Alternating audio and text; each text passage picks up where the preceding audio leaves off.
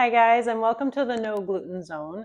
I create content for people with food issues primarily, and today I want to show you how to cook a tri-tip roast. This is not a tri-tip steak, this is a tri-tip roast. It's a little bit different, and it really does well when you cook it for a long time at a low temperature.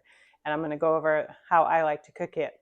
I have already chopped up, just rough chop, 2 carrots, 3 stalks of celery, an onion, and 4 cloves of garlic I just peeled and smashed. Now I have my meat, and you can see there's a side with a layer of fat and a side without. So on this side, you're going to do like an X cut all over the layer of fat. And you just cut through the fat, not the actual meat.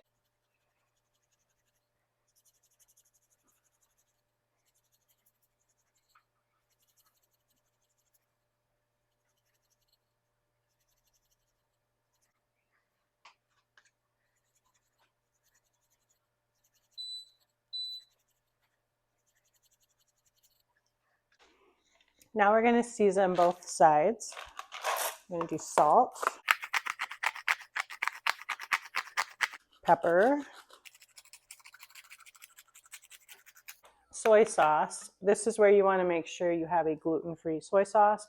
Most soy sauces do have wheat. I use the Sanjay 25% less sodium tamari soy sauce, and it is certified gluten-free. Just a little sprinkle. And Worcestershire sauce, I have a feeling not all of those are gluten-free as well, so just make sure the one you're using is gluten-free. And then a little bit of mustard, just a plain yellow mustard. And we're going to rub all of that in. Okay, so we're going to flip it over and do the same thing on the other side. So once again, salt, pepper, soy sauce, Worcestershire sauce, and a little bit of mustard. And we're going to rub that all into the meat.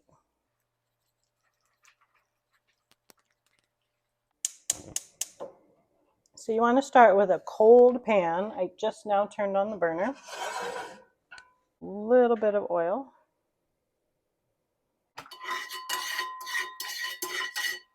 You want to lay the meat with the fat side facing the pan.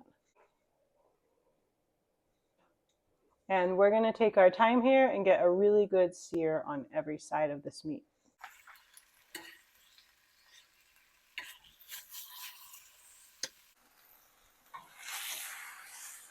So this piece has a very nice sear, except for this little part right here.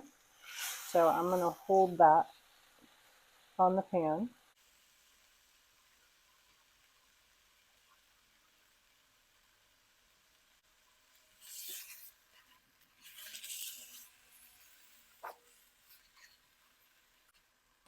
That looks really good all over.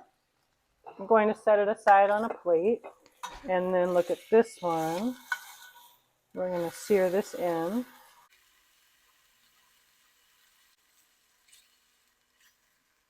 And this in.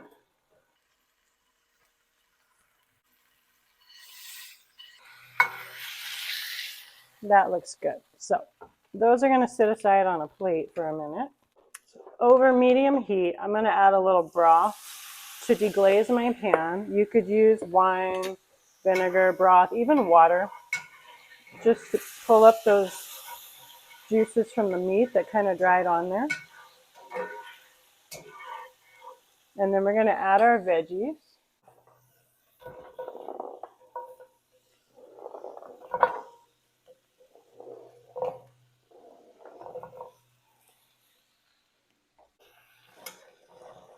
And we're just going to saute these for a little bit here.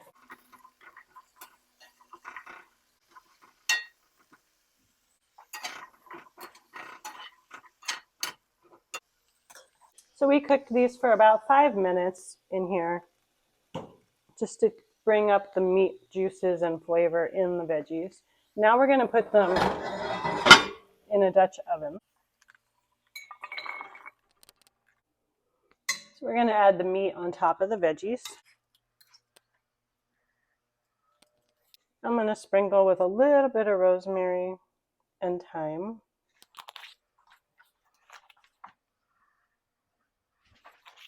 A couple of pieces of butter to keep it tender while it cooks.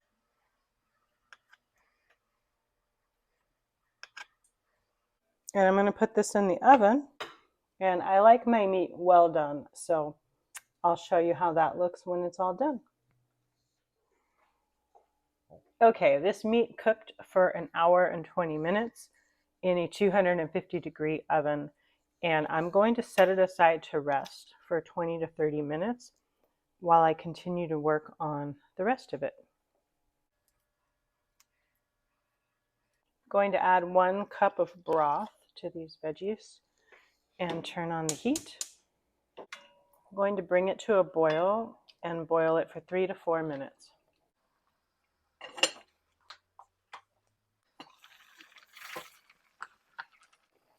Okay, so this has been boiling. I'm going to remove the vegetables.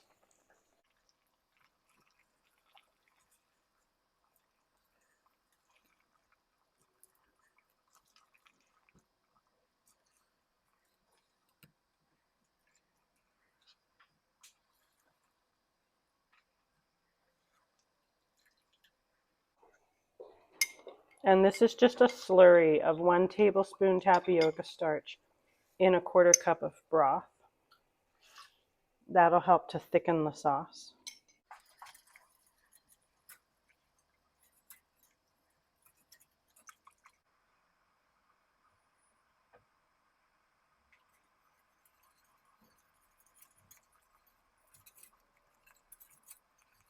And then when you're ready to cut the meat, you want to make sure, see the grains are going this way. You want to make sure you cut the other way.